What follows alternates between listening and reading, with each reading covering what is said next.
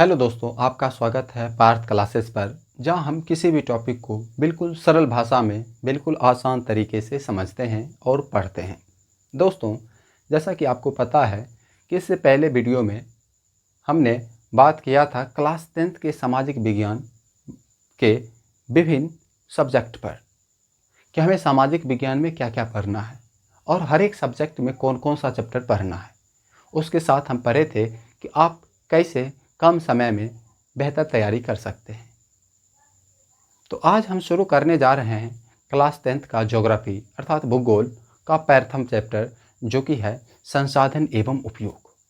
यदि आप पूरे ज्योग्राफी को, हिस्ट्री को, पॉलिटी को, इकोनॉमिक्स को, फिजिक्स, केमिस्ट्री और बायोलॉजी को बिल्कुल आसान भाषा में समझना चाहते हैं, एक कहानी की तरह समझना चाहते हैं, तो इस चैनल को ज़रूर सब्सक्राइब कर लें और हर एक वीडियो को शुरू से लेकर अंत तक जरूर देखें।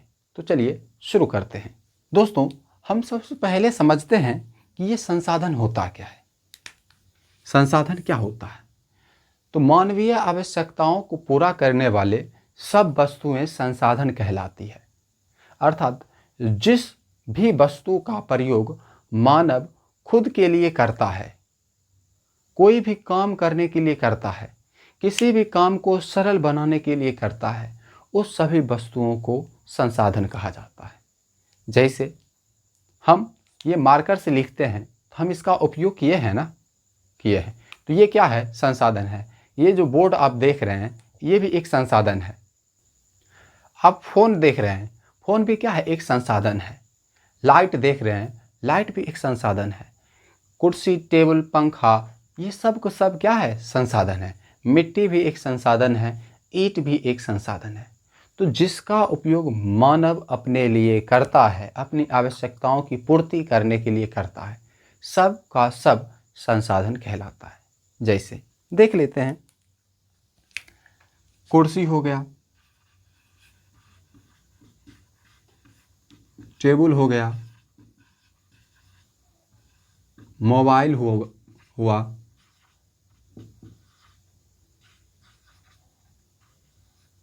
बोर्ड हो गया, रेलगाड़ी हो गया आदि। ये सभी क्या है? ये सभी संसाधन है। दोस्तों, कोई भी वस्तु पहले संसाधन के रूप में नहीं होता है। ठीक इसी प्रकार एक कथन है, एक प्रसिद्ध भूगोल वेत्ता हैं जिम्मरमैन, उनका एक कथन है कि संसाधन होते नहीं, बनते हैं। जी हाँ, ध्यान से देखिएगा, संसाधन होते नहीं,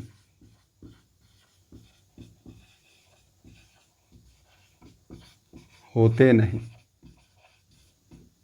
बनते हैं।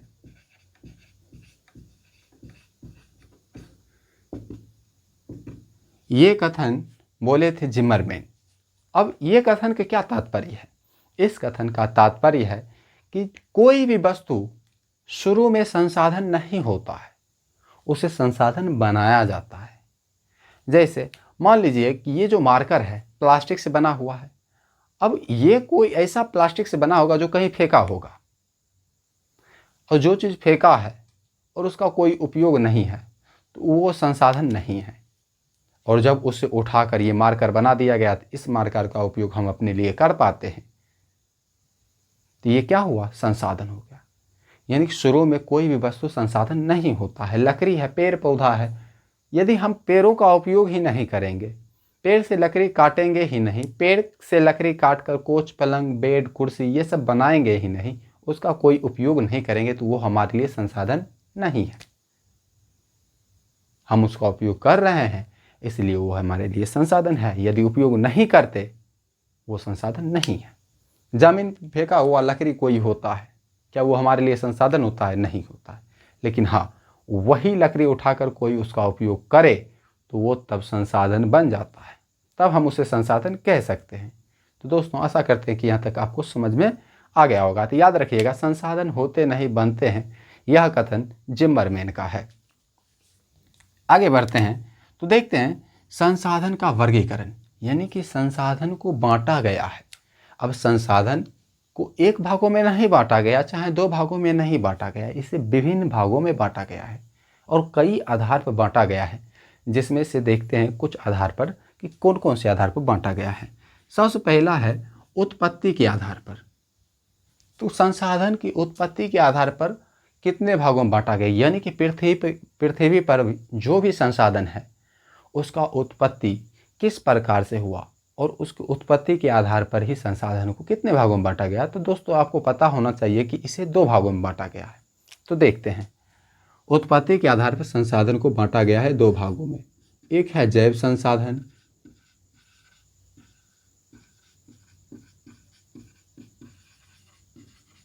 और दूसरा है अजैव संसाधन।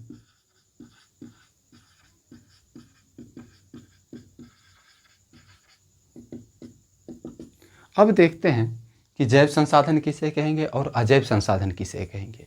तो दोस्तों जैव मतलब जीवन, जिसमें जीवन है उसे क्या कहेंगे, जैव संसाधन। जीवन जिसमें होगा अर्थात वो सजीव होगा, और जिसमें जीवन नहीं होगा अर्थात वो निर्जीव होगा। तो ध्यान से देखिएगा, तो जिस संसाधन में सजीव के लक्षण पाए जाते हैं, सजीव के लक्षण, जिस संसाधन में सजीव के लक्षण पाए जाते हैं उस संसाधन को जैव संसाधन कहा जाता है। जैसे पेड़ पौधा हो गया, पेड़ पौधा, पशु, मनुष्य, ये सभी क्या है, ये सभी जैव संसाधन है। दूसरा देखते हैं अजैव संसाधन। तो अजैव संसाधन जिसमें सजीव के लक्षण नहीं होते हैं, सजीव के लक्षण नहीं होते हैं, उसे बोला जाता है अजैव संसाधन। जैसे क्या, तो जैसे हो जाएगा कोयला, पेट्रोलियम, इसमें सजीव के लक्षण पाए जाते हैं नहीं। सजीव का लक्षण होता है कि वो सांस लेता है, भोजन ग्रहण करता है, परिवहन करता है। क्या ये सभी करेगा? नहीं करेगा, लेकिन जो भी ये करेगा वो जैव संसाधन के अंतर्गत आएगा। तो जैसे इसमें एग्जाम्पल देखते हैं, कोयला हो गया, पेट्रोलियम,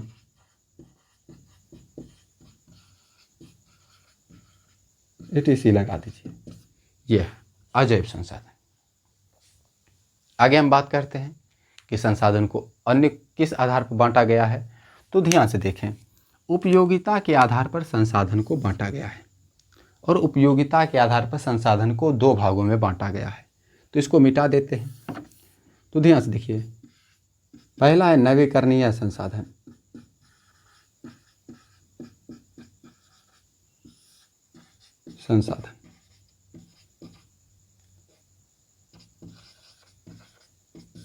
और दूसरा है अनवीकरणीय संसाधन।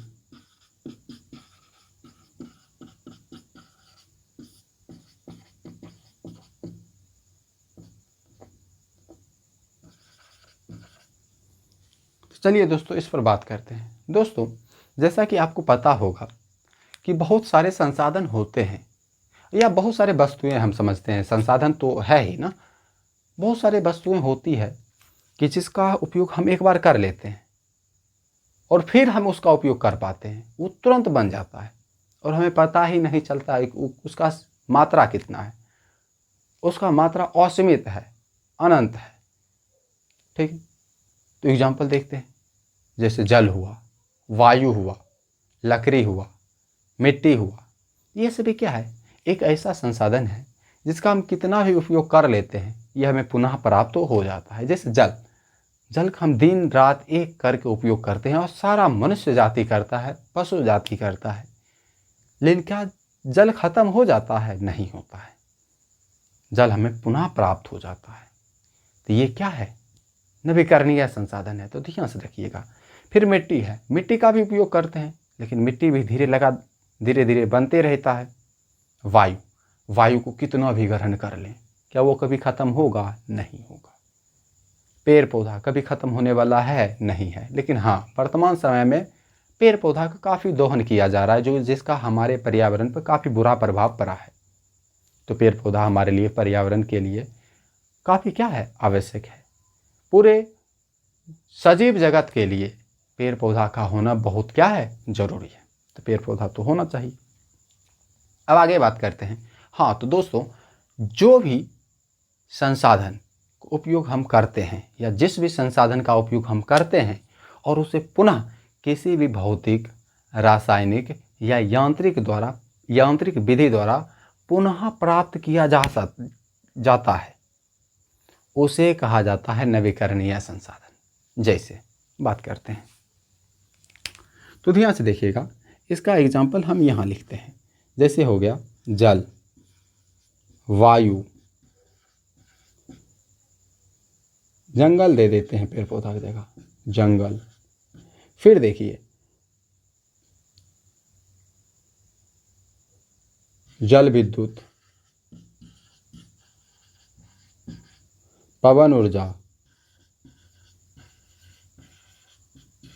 ज्वारीय ऊर्जा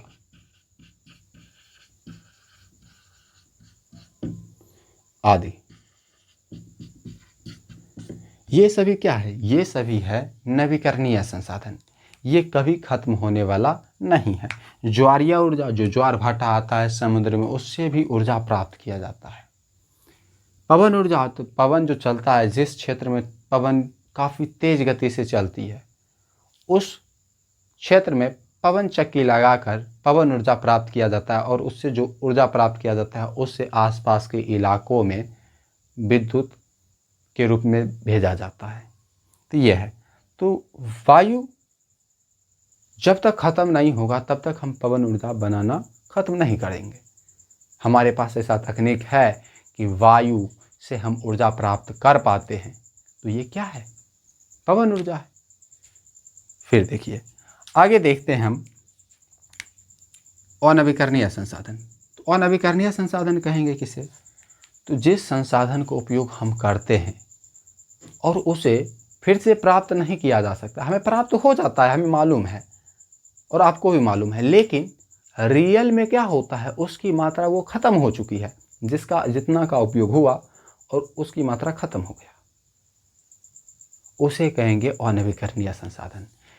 तो वैसा संसाधन जिसका उपयोग एक बार करने के पश्चात वह खत्म हो जाती है, उसे पुनः किसी भी भौतिक, रासायनिक या यांत्रिक विधि के द्वारा नहीं बनाया जा सकता है, उसे कहेंगे अनवीकरणीय संसाधन। जैसे देखते हैं दोस्तों, आजकल तो हम सब बाइक पर चढ़ते हैं। तो जब बाइक पर चढ़ते हैं तो जाते हैं वहाँ पर हम पेट्रोल डलाते हैं ना, तो पेट्रोल डलाते हैं। फिर हम जब यात्रा करते हैं तो वो पेट्रोल तो ख़त्म हो जाता है। तो क्या वो जो ख़त्म हुआ पेट्रोल है वो हमें पूरा प्राप्त होगा? नहीं प्राप्त होगा, वो तो ख़त्म हो गया। उसे हम दोबारा किसी भी विधि द्वारा हम प्राप्त नहीं कर सकते हैं। फिर हम उपयोग करेंगे क्या, जो बचा हुआ पेट्रोलियम है या पेट्रोल है उसका हम उपयोग करेंगे। कोयला का भी यही है कि जिस कोयले का उपयोग हम कर लेते हैं, क्या वह कोयला क्या है पुनः प्राप्त हो जाता है? नहीं, अब हमें दूसरे कोयला का उपयोग करना पड़ेगा। उसी से प्राप्त होता है प्राकृतिक गैस, वो भी एक अनवीकरणीय संसाधन है क्योंकि पेट्रोलियम के ऊपर ही पाया जाता है। तो प्राकृतिक गैस भी एक अनवीकरणीय संसाधन है। खनिज, जितना भी आप खनिज देखते हैं, सोना, चांदी, लोहा, एल्युमिनियम, पीतल, जितना भी देखते हैं, ये सभी क्या है, अनवीकरणीय संसाधन है। इसकी मात्रा सीमित है, इसे किसी भी भौतिक या रासायनिक विधि द्वारा बनाया नहीं जा सकता है। इसके निर्माण में लाखों करोड़ों वर्ष लग जाते हैं। अब तो इसका निर्माण भी संभव नहीं होगा, क्योंकि ऐसा कोई आपदा आएगा तभी तो हम सब नीचे जाएंगे, और नीचे जाएंगे तो फिर धीरे धीरे कोयला पेट्रोलियम में बदलेंगे, ये पेड़ पौधा बदलेगा, पेट्रोलियम बनेगा। जब जीव जंतु नीचे जाएगा तो अब ऐसा कोई घटना घटेगा तो उसका इंतज़ार कीजिए। तो दोस्तों ये तो ऐसे ही बोल दिए थे, लेकिन हाँ, तो आशा करते हैं कि आप समझ गए होंगे। तो एग्जाम्पल लिखते हैं, तो इसमें हो जाएगा कोयला, पेट्रोलियम,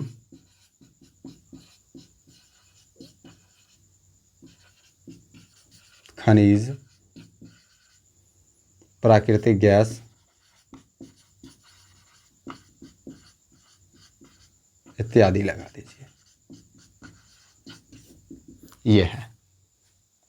चलिए, तो अब हम फिर से आगे देखते हैं कि अब हमारा आगे किस आधार पर संसाधनों को बांटा गया है। तो आगे है स्वामित्व के आधार पर। तो दोस्तों, स्वामित्व के आधार पर संसाधन को बांटा गया है 4 भागों में। स्वामित्व मतलब क्या? स्वामित्व मतलब किसी हक के आधार पर कि मेरा स्वामित्व है मेरे ज़मीन पर, यह मेरा घर है। तो ये क्या है? स्वामित्व यानी कि हक, मेरा घर है। अब कोई भी सार्वजनिक स्थान पर जाते हैं तो वहाँ पर हम कहते हैं कि मेरा है, नहीं, हमारा पूरा समाज का है, हमारे पूरे गांव का है, जो भी लोग आता है उसका है। तो उस पर हम अपना अधिकार नहीं कह सकते हैं। तो चलिए अब देखते हैं, इसको देते हैं साफ कर। स्वामित्व के आधार पर संसाधन को 4 भागों में बांटा गया है। अब देखते हैं कौन कौन सा भागों है उसमें। पहला है व्यक्तिगत संसाधन, व्यक्तिगत संसाधन। दूसरा है सामुदायिक संसाधन। तीसरा है राष्ट्रीय संसाधन।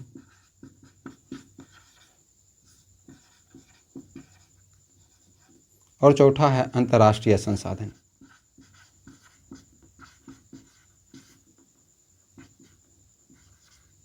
अंतर्राष्ट्रीय संसाधन। तो दोस्तों, अब ध्यान से देखिए, व्यक्तिगत संसाधन पर विचार करते हैं। ये व्यक्तिगत संसाधन कहेंगे किसे? तो व्यक्तिगत संसाधन, तो ध्यान से देखिए, जिस संसाधन पे किसी खास व्यक्ति का अधिकार होगा उस संसाधन को हम कहेंगे व्यक्तिगत संसाधन। जैसे आप जो फ़ोन देख रहे हैं, क्या ये फ़ोन आपको पूरे समाज के लोग खरीद के दिया है? नहीं, आपकी मम्मी पापा या आप खुद खरीदे होंगे। तो इस पर किसका अधिकार है? केवल आपका अधिकार है। आप जो साइकिल चढ़ते हैं, क्या वो आपके अलावा कोई और भी खरीद के दिया है आपको? नहीं, वो केवल आप खरीदे हैं, आपके मम्मी पापा खरीदे होंगे। तो वो उस पर किसका अधिकार है? केवल आपका अधिकार है, मम्मी पापा का अधिकार है। आपका घर या हमारा ये घर जो है, इस पर किसका अधिकार? हमारा अधिकार, हमारे मम्मी पापा का अधिकार। क्या आसपास के लोग आकर कहेगा कि इस पर मेरा अधिकार है? नहीं कह सकता है। तो जिस संसाधन पर किसी एक व्यक्ति को, किसी खास व्यक्ति का अधिकार होता है, उस संसाधन को बोला जाता है व्यक्तिगत संसाधन। जैसे बात करते हैं, घर हो गया, बाइक हो गया, मोबाइल हो गया आदि। ये क्या है? ये व्यक्तिगत संसाधन है। अब बात करते हैं सामुदायिक संसाधन। तो ये सामुदायिक संसाधन क्या होता है? नाम से ही पता चलता है कि समूह, समुदाय, कि जिस संसाधन पर किसी खास समुदाय, खास लोगों को, खास समुदाय, खास समाज का अधिकार होगा, उस संसाधन को बोलेंगे सामुदायिक संसाधन। जैसे मंदिर हो गया, मस्जिद हो गया, सामुदायिक पार्क हो गया। हम जब मैदान जाते हैं खेलने के लिए, तो क्या वहाँ से भगा दिए जाते हैं? नहीं, कोई भगाने वाला नहीं होता है। क्यों? क्योंकि वो एक सामुदायिक संसाधन है। वहाँ पर समाज के सभी के बाल बच्चे जाकर आसानी से खेल सकते हैं। वहाँ पर कोई उसको रोक नहीं सकता है कि तुम नहीं खेलोगे, ये मेरा है। मेरा शब्द आएगा ही नहीं। क्यों? क्योंकि उसका खास नहीं है। यदि उसका रहता तो अपना जोता कर खेती करता, चाहे घर बना लेता। लेकिन वो परती है, उस पर खेल रहा है। सब लोग को पता है कि ये सार्वजनिक पार्क है या मैदान है, तो उस पर सब जाता है खेलने के लिए। वो क्या है? एक सार्वजनिक या सामुदायिक संसाधन है। मंदिर मस्जिद जाने से कोई किसी को रोक सकता है? नहीं रोक सकता है। वो एक सामुदायिक संसाधन। तो यही होगा इसका एग्जाम्पल भी। तो देखिए, इसमें मंदिर, मस्जिद, पार्क हो गया, etc लगा दीजिए। ये क्या है? एक सामुदायिक संसाधन है। याद रखिएगा, ये सब एग्जाम की दृष्टि से काफ़ी इंपॉर्टेंट है और ऑब्जेक्टिव में काफ़ी पूछा जाता है। तो आगे ध्यान से देखिए दोस्त, आगे है राष्ट्रीय संसाधन। राष्ट्रीय संसाधन किसे कहते हैं? तो हम एक चित्र बनाना चाहते हैं। ध्यान से देखिएगा, अगर अच्छा बने तो ठीक है, नहीं तो कोई बात नहीं है। कि एक मान लेते हैं,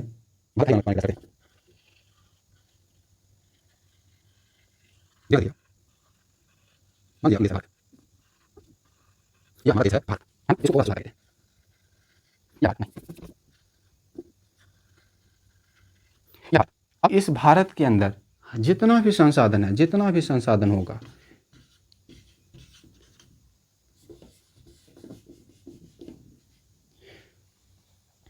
अब देखिए दोस्तों, राष्ट्रीय संसाधन यानी कि ये हमारा देश है। अब इस देश के अंदर जितना भी संसाधन पाया जाएगा, ये सब को बोलेंगे राष्ट्रीय संसाधन। क्या बोलेंगे? राष्ट्रीय संसाधन। इसके अंतर्गत पाया जाता है, यानी कि किसी भी राष्ट्र के अंदर उपस्थित संसाधन को ही राष्ट्रीय संसाधन कहा जा सकता है या कहा जाता है। राष्ट्रीय संसाधन जो होता है, देश के हर एक संसाधन क्या होता है? राष्ट्रीय संसाधन होता है। कोयला, पेट्रोलियम, खनिज, जितना भी संसाधन अपने देश के अंदर मिलेगा, सब का सब क्या होगा? राष्ट्रीय संसाधन होगा। अब बात करते हैं अंतर्राष्ट्रीय संसाधन पर। अंतर्राष्ट्रीय संसाधन क्या होगा? तो इसको हम मिटाते हैं, थोड़ा सा समझिए। मान लीजिए कि ये कोई देश है, ए, बी कोई देश है, सी कोई क्षेत्र देश है ना। अब ध्यान से देखिएगा कि इस क्षेत्र के, अब ये सब समुद्री क्षेत्र है, ये सब क्या है? समुद्री क्षेत्र है, ये सब समुद्र है। तो आप ध्यान से देखिएगा, कोई भी देश हो उसके तट रेखा से, ये क्या है? इसका तट रेखा है। क्या है? तट रेखा। ये क्या है? इसका तट रेखा है। ये इसका तट रेखा है। अब यहाँ से हम 200 किलोमीटर तक जाएंगे, यहाँ तक मान लीजिए कि ये 200 किलोमीटर है, 200 किलोमीटर। यहाँ से हम 200 किलोमीटर आएंगे, 200 किलोमीटर, और यहाँ से भी आते हैं 200 किलोमीटर। तो ध्यान से देखिएगा दोस्तों, 200 किलोमीटर इस देश के किनारे ये आ गया, इस देश के किनारे ये आ गया, ये क्षेत्र, ये समुद्री क्षेत्र है। और ये देखिए, ये आप देख रहे हैं कि कोई भी देश हो उसके 200 किलोमीटर तट रेखा से 200 किलोमीटर तक ये समुद्री क्षेत्र देख रहे हैं ना। इस क्षेत्र के बाद ये जो खुला क्षेत्र, ये जो खुला क्षेत्र आपको मिल रहा, दिख रहा है, इसके अंतर्गत जितना भी संसाधन पाया जाएगा, इस सभी संसाधन को अंतर्राष्ट्रीय संसाधन कहा जाता है। यानी कि किसी भी देश के तट रेखा से, किसी भी देश के तट रेखा से 200 किलोमीटर तक के समुद्री क्षेत्र के पश्चात, यानी कि बाद, पाए जाने वाले संसाधन को ही क्या कहा जाता है? अंतर्राष्ट्रीय संसाधन कहा जाता है। और अंतर्राष्ट्रीय संसाधन का देख रेख अंतर्राष्ट्रीय संघ करता है। और जब उसमें से संसाधन निकालने की बारी आता है, तो अंतर्राष्ट्रीय संघ के द्वारा ही, अंतर्राष्ट्रीय संस्था के द्वारा ही उसमें से संसाधन निकाला जाता है। ठीक। अब ध्यान से देखिएगा दोस्तों, यहाँ से एक चीज़ हमें समझना होगा कि ये जो 200 किलोमीटर तक का क्षेत्र आप देख रहे हैं ना, किसी भी देश के तट रेखा से 200 किलोमीटर तक का क्षेत्र जो होता है समुद्री क्षेत्र, उसे बोला जाता है अपवर्जक आर्थिक क्षेत्र। अपवर्जक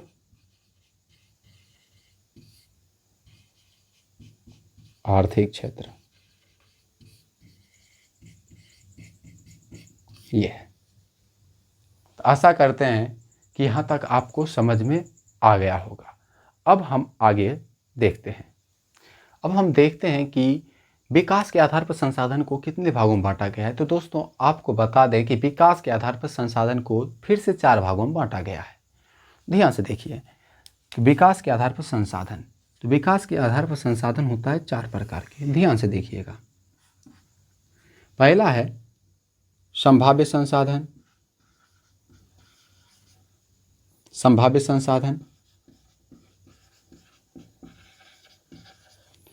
दूसरा है विकसित संसाधन।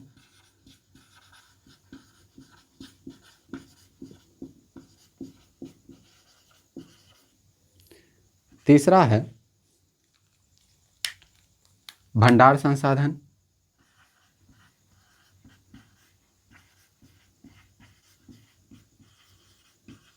और चौथा है संचित कोष संसाधन।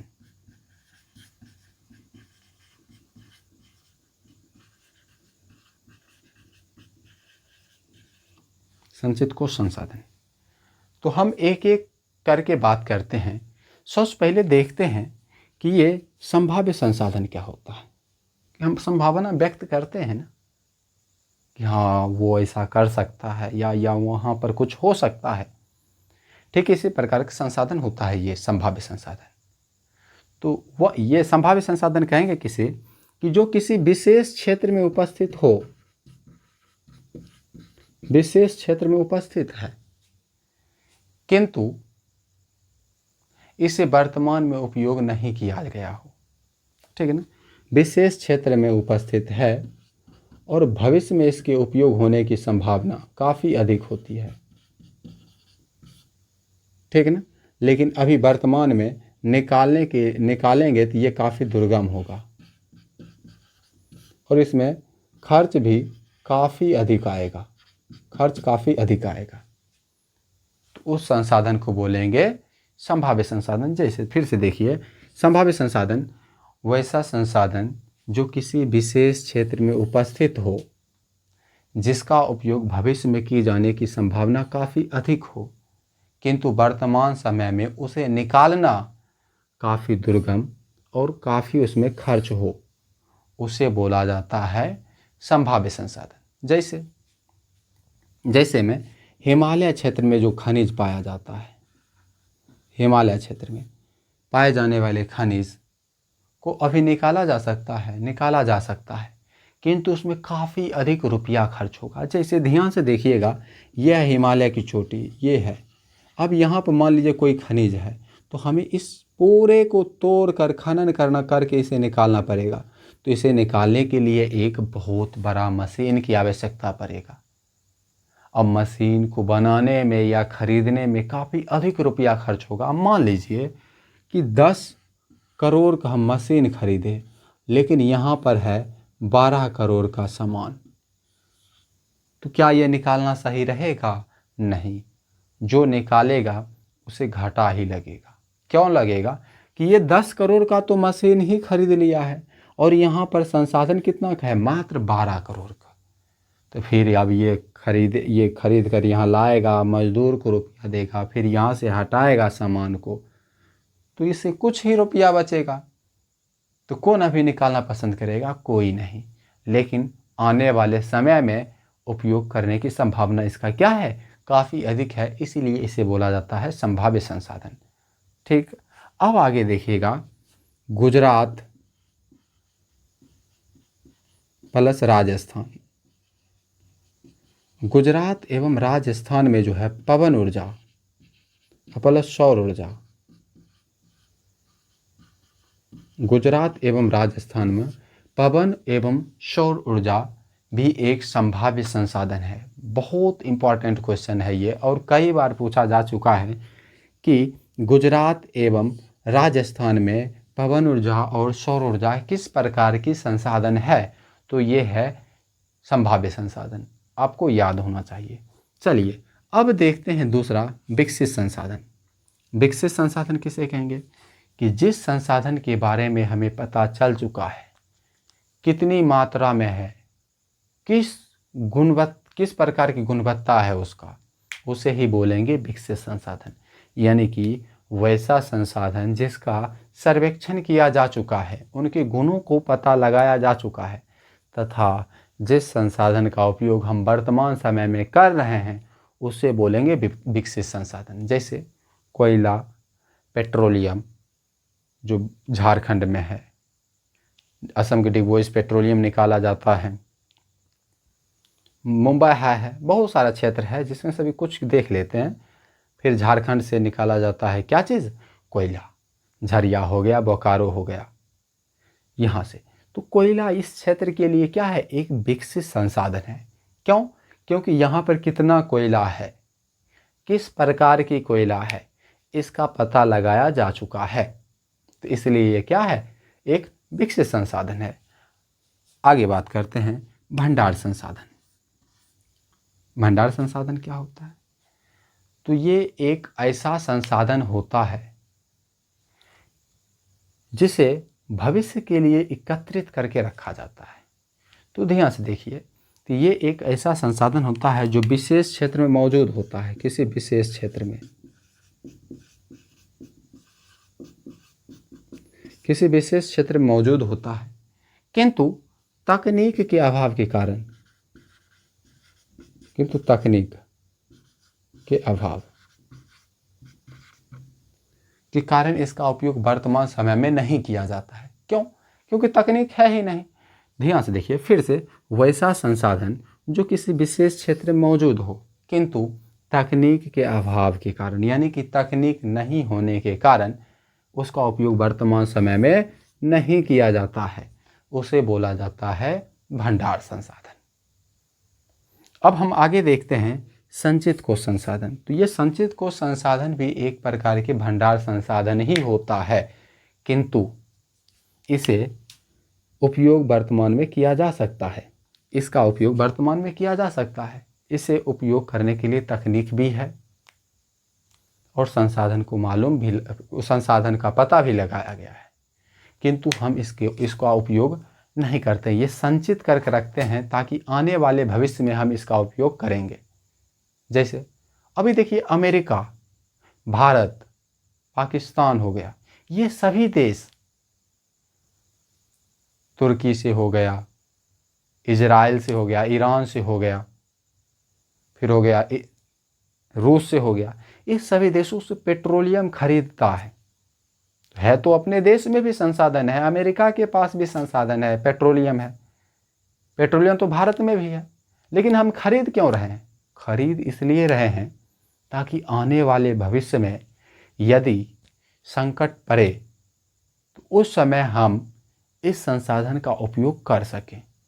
अब वर्तमान समय में यदि हम किसी संसाधन को खरीद रहे हैं तो अच्छा है ना कि हमारा संसाधन बचा हुआ है, भविष्य में कम आएगा। तो चलिए दोस्तों, आशा करते हैं कि यहाँ तक आपको बिल्कुल अच्छे से समझ में आ गया होगा। तो अब हम आगे देखते हैं, बस थोड़ा सा टॉपिक है, मात्र 10 मिनट की क्लास में अब ये खत्म हो जाएगा, तो देखते रहें। अब हम बात करते हैं संसाधन नियोजन। संसाधन नियोजन क्या होता है? ठीक, ध्यान से देखिए। संसाधन नियोजन, तो संसाधनों का विवेकपूर्ण उपयोग करना ही संसाधन नियोजन कहलाता है। विवेकपूर्ण यानी कि जब आवश्यकता पड़ेगा तभी हम उसका उपयोग करेंगे, और जितनी मात्रा में आवश्यकता हो उतनी ही मात्रा में हम उपयोग करेंगे। ध्यान से देखिए, संसाधन नियोजन जो है एक जटिल प्रक्रिया है। यदि संसाधन को बचाना है, संसाधन को संरक्षित रखना है, उसका नियोजित उपयोग करना है, तो इसके लिए एक सर्वमान्य रणनीति यानी कि नियम की आवश्यकता होगी। यानी कि सभी लोगों को यह समझाना होगा कि कौन से संसाधन हमारे लिए कितना महत्वपूर्ण है, और जिस अकॉर्डिंग हम वर्तमान समय में संसाधनों का दोहन कर रहे हैं, आने वाली पीढ़ी उस संसाधन के लिए तरस जाएंगे। इन सभी को लोगों को समझना पड़ेगा। इसके लिए हमें एक रणनीति की आवश्यकता होती है। चलिए आगे बढ़ते हैं। संसाधन संरक्षण। संसाधन संरक्षण क्या होता है? संसाधन को बचाने के लिए उठाए गए कदम, तकनीक, मानने वाले नियम को ही संसाधन संरक्षण कहा जाता है। इसके लिए हम क्या कर सकते हैं? इसके लिए संसाधन के नियोजित उपयोग, विवेकपूर्ण उपयोग करेंगे, तब संसाधन को हम संरक्षित रख पाएंगे। तो वही लिखे हैं कि संसाधन का नियोजित एवं विवेकपूर्ण तरीके से उपयोग करना ही क्या कहलाता है? संसाधन संरक्षण कहलाता है। संसाधन संरक्षण को बनाए रखने के लिए, संसाधन को बचाने के लिए विभिन्न प्रकार के कार्यक्रम चलाए जा रहे हैं, किंतु लोग अभी भी संसाधन को बचाने के लिए उतना जागरूक नहीं हैं जितना होना चाहिए। हम वर्तमान में बिहार की बात करते हैं तो बिहार में वन संसाधन की काफ़ी कमी है, लेकिन तब पर भी लोग उसे काफ़ी चोरी चकारी करके काटते हैं। बहुत सारे देश में संसाधन को बचाने के लिए लोग हदें पार कर देती है, लेकिन हमारे भारत में ऐसा नहीं है, बिहार में तो और भी नहीं है। लेकिन हमें समझने की ज़रूरत है कि बहुत सारे लोग, आप पुष्पा में देखेंगे, पुष्पा 2 में, कि अल्लू अर्जुन जंगलों को काट कर उसमें से चंदन की लकड़ी काट कर कालाबाजारी करते हैं, तो वो एक डाकू होता है, उसमें डाकू का ही रोल निभाया होता है। अब वो जो डाकू होता है, डाकू अपना जीवन यापन कैसे करेगा, अपने घर परिवार को कैसे चलाएगा? चोरी चकारी करके। वो चोरी चकारी करता कहाँ से है? बड़ा बड़ा डाकू जो होता है ये चोरी चकारी घर द्वार में नहीं करता है, करता भी है बड़े बड़े घरों में करता है। ये जंगल से महत्वपूर्ण जो वस्तुएं होती है, महत्वपूर्ण जो पेड़ पौधा होता है, जानवर होते हैं, उनका ये क्या करते हैं, काला बाजारी करते हैं। और इसी पर निर्भर करता है डाकू। और डाकू की अर्थव्यवस्था वही है, एक चीज़ ध्यान से देखिएगा कि डाकुओं की अर्थव्यवस्था से क्या समझते हैं। तो डाकुओं का अर्थव्यवस्था टिका किस पर होता है, चोरी चकारी पर, ठीक है ना। तो ध्यान से देखिएगा, मानव एवं संसाधनों का या तकनीकों का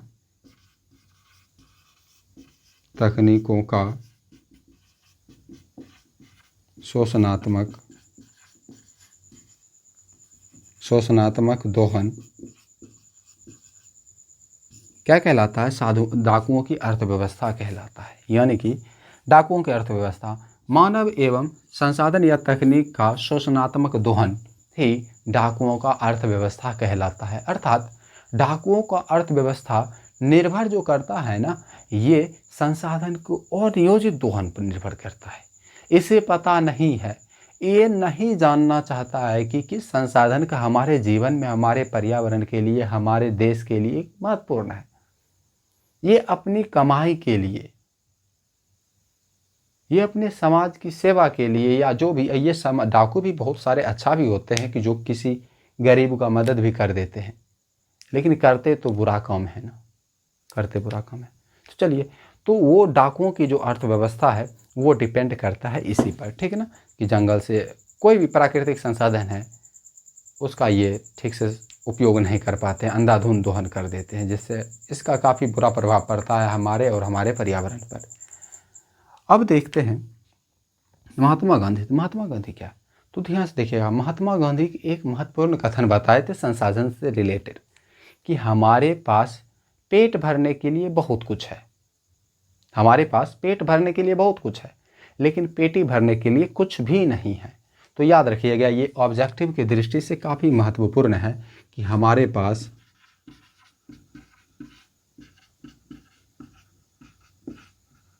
पेट भरने के लिए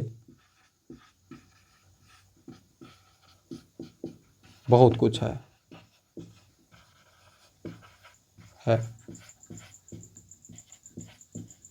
पेटी भरने के लिए नहीं। यह कथन किनका है, तो यह कथन है महात्मा गांधी का, कि हमारे पास पेट भरने के लिए बहुत कुछ है लेकिन पेटी भरने के लिए कुछ भी नहीं। चलिए, अब दूसरा है, देखिए सुंदरलाल बहुगुणा। तो सुंदरलाल बहुगुणा जो थे ये एक महान व्यक्ति थे। सुंदरलाल बहुगुणा चिपको आंदोलन का नेतृत्व कर रहे थे। किस आंदोलन का कर रहे थे, चिपको आंदोलन का।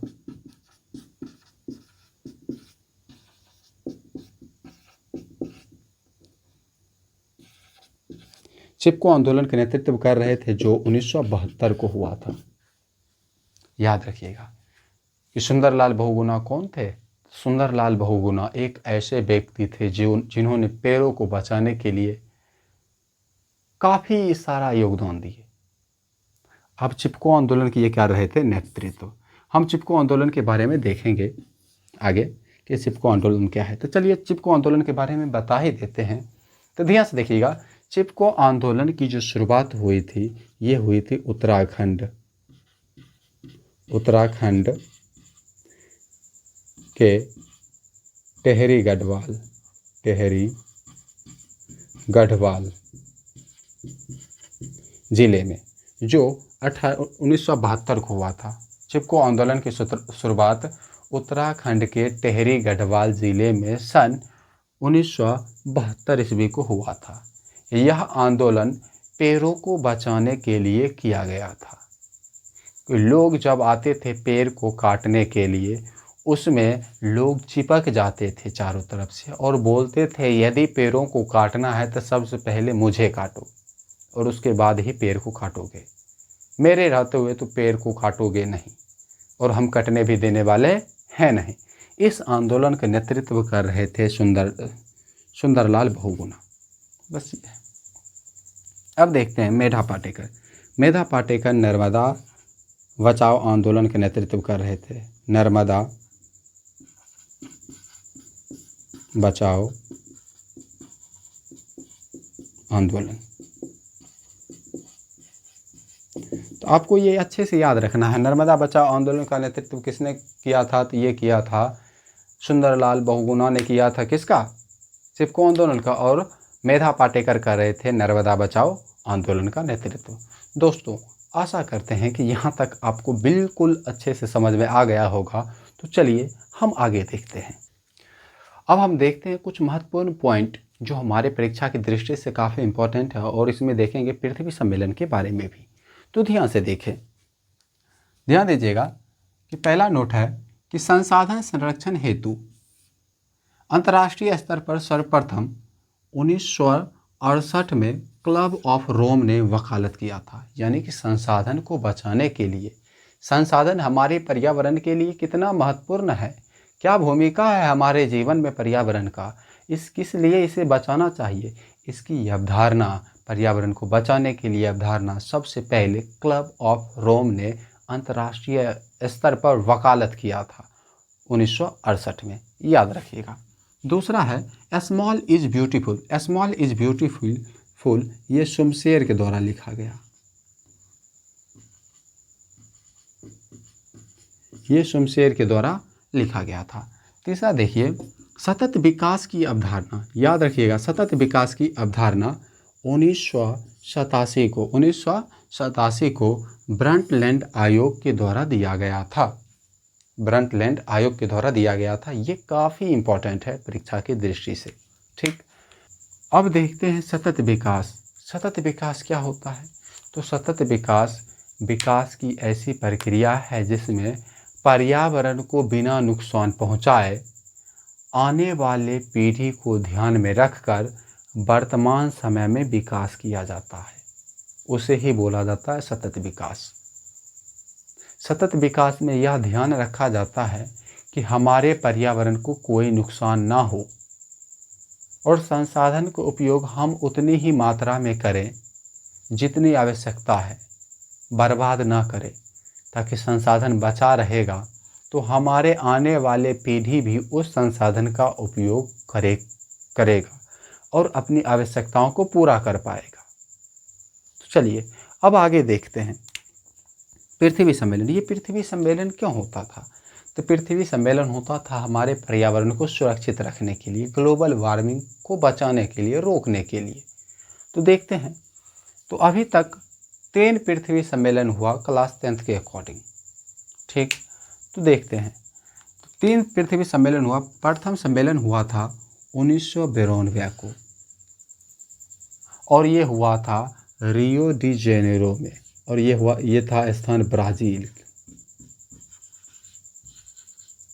तो प्रथम पृथ्वी सम्मेलन सन 1992 ईस्वी को ब्राज़ील के रियो डी जेनेरो स्थान पर हुआ था। इस सम्मेलन में पूरे विश्व के 178 प्रतिनिधियों ने भाग लिया था। और इसका उद्देश्य क्या था? इसका उद्देश्य था ग्लोबल वार्मिंग को रोकना, वन को बचाना, जैव विविधता को बनाए रखना और एजेंडा 21 को लागू करना। अब एजेंडा 21 क्या है, इस पर विचार करते हैं। तो ध्यान से देखिएगा, एजेंडा 21, इसे कार्यक्रम 21 भी कहा जाता है। कार्यक्रम 21 एक ऐसी प्रक्रिया थी या इस प्रकार के नियमों को उस प्रथम पृथ्वी सम्मेलन में माना गया था जिसके अकॉर्डिंग सतत विकास को आगे बढ़ाया जाए। कोई भी देश अपने आसपास के देशों को विकास करने की प्रक्रिया में मदद करेगा। जैसे भारत है, तो भारत के बगल में बांग्लादेश है, भूटान है, पाकिस्तान है, अफ़गानिस्तान है, ये सब छोटे छोटे देश है, श्रीलंका है। अब इस सब देशों को यदि विकास करने के लिए किसी भी वस्तु की ज़रूरत होगी, रुपया की ज़रूरत होगी, तो वो भारत से मदद मांग सकता है और भारत को उसका मदद करना पड़ेगा। यही सब कहा गया था एजेंडा 21 में। अब देखते हैं दूसरा पृथ्वी सम्मेलन। तो दूसरा पृथ्वी सम्मेलन सन 1997 को हुआ था और ये हुआ था अमेरिका के न्यूयॉर्क शहर में। चूँकि आप देख रहे हैं कि ये 92 में हुआ था, 92 के बाद 97 में हो रहा है, अर्थात 5 वर्षों के बाद हो रहा है। इसलिए इस सम्मेलन को +5 सम्मेलन के नाम से भी जाना जाता है और इस सम्मेलन का कोई खास प्रभाव पड़ा नहीं था। आगे देखिए, तृतीय पृथ्वी सम्मेलन हुआ था 2002 को, यानी कि 10 साल के बाद, और ये हुआ था दक्षिण अफ्रीका के जोहान्सबर्ग स्थान पर, जोहान्सबर्ग। और इस सम्मेलन का भी कोई प्रभाव नहीं पड़ा और इस सम्मेलन में पूरे दुनिया के 2000 प्रतिनिधियों ने भाग लिया था, तब पर भी इसका कोई परिणाम नहीं आया। दोस्तों, आशा करते हैं कि यह वीडियो आपको बहुत अच्छा लगा होगा और सब कुछ अच्छे से समझ में आया होगा। यदि आपको यह वीडियो अच्छा लगा हो तो अपना सुझाव हमें ज़रूर दें। जैसा भी लगा हो अपना सुझाव ज़रूर दें ताकि हम अपने में सुधार कर सकें। अगले वीडियो में हम देखेंगे इस चैप्टर का क्वेश्चन आंसर, ऑब्जेक्टिव सब्जेक्टिव, पूरा एक ही वीडियो में। इसलिए आगे आने वाले वीडियो को ज़रूर देखें। धन्यवाद। जय हिंद।